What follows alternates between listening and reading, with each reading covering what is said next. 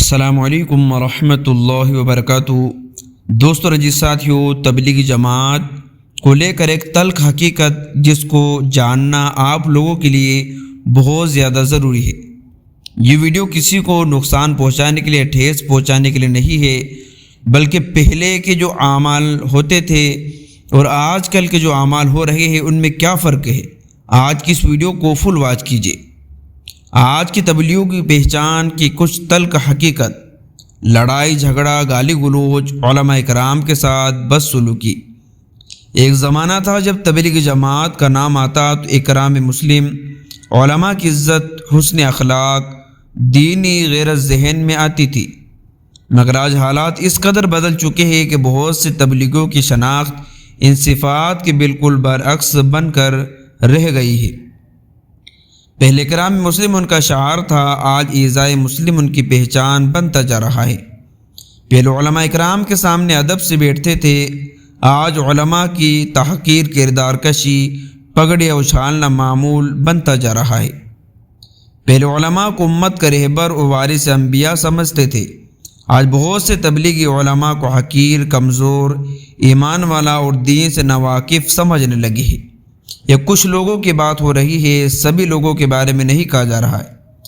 پہلے محدثین، فقہاء اور مفتیان اکرام علم سے فائدہ اٹھایا جاتا تھا، آج معیار یہ بن چکا ہے کہ جو سال نہ لگائے وہ عالم بھی کامل نہیں، جو 4 مہینے نہ لگائے وہ پختہ مسلمان بھی نہیں۔ پہلے علم و تقوی معیار تھا، آج بعض حلقوں میں چلہ 4 مہینے سال ایمان دینداری کا پیمانہ بن چکے ہیں۔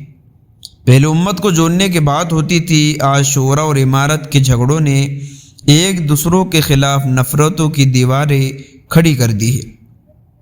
دنیا آج بھی نہیں بھولی کہ 2015 کے رمضان میں مرکز نظام الدین میں کیا ہوا تھا، کس طرح حضرت جی مولانا انعام الحسن رحمۃ اللہ علیہ کے خاندان، علماء اکرام و دیگر ساتھیوں پر حملے ہوئے، لاٹھیاں چلی اور لوگ خون میں نہلا دیے گئے۔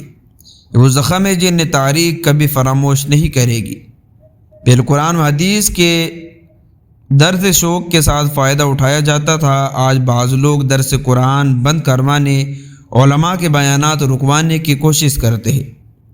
پہلے محلے کے امام کے احترام کیا جاتا تھا، آج بعض تبلیغوں کے نزدیک امام مسجد کو ستانا، اس کی مخالفت کرنا، اسے بدنام کرنا معمولی بات بن چکی ہے۔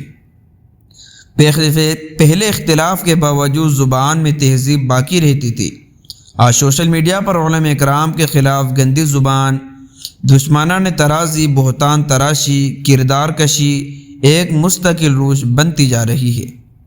حقیقت یہ جب کسی تحریک سے علماء کی عظمت نکل جائے، علم کی قدر ختم ہو جائے، اکابر کی توقیر مٹ جائے، اخلاق کی جگہ تعصب لے لے، تو پھر اس کے زوال کو روکنا آسان نہیں ہوتا۔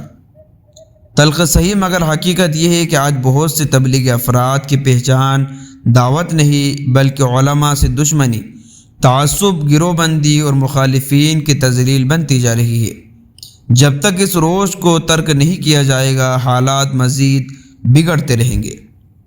اکرام مسلم کو دعویٰ کرنے اور اس کا ڈھنڈورا پیٹنے والوں کا علماء یا اپنے مسجدوں کے اماموں کے ساتھ سلوک، ہم تو کہتے آ رہے ہیں کہ اگر کہیں تبلیغی جماعت کے لوگوں کا حقیقی اکرام مسلم اور ان کا اصلی چہرہ دیکھنا ہو تو ان کے محلے کے مسجد کے امام سے ان کے سلوک کے بارے میں پوچھ لو۔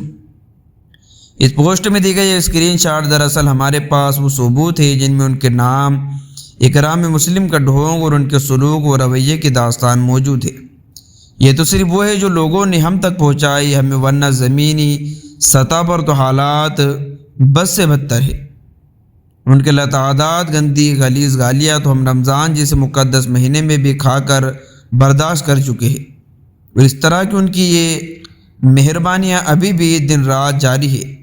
آپ بس کبھی کبھار ہماری پوسٹوں کی کمنٹ سیکشن چیک کرتے رہا کریں، آپ خود سب کچھ اپنے سامنے پائیں گے۔ فی الحال دوستو رجی ساتھیوں، جن مسجد کے ذمہ داران تبلیغ حضرات ہوتے ہیں وہ عالم کا کوئی مقام ہوتا ہی نہیں ہے۔ ان مسجد میں ہر ایونٹ کے لیے ان کے ساتھی یا امیر صحابی سب کچھ ہوتے ہیں، بھلا تراویح کے ختم قرآن جیسے عظیم محفل میں بھی امیر صاحب کو ہی بلا کر قرآن اور رمضان کی افضلیت پر لیکچر دلوایا جا رہا ہے۔ جبکہ تراویح پڑھانے والے حافظ صاحب باقاعدہ عالم دین نیک انسان ہیں، انہوں نے قرآن تراویح میں مکمل بھی کرایا۔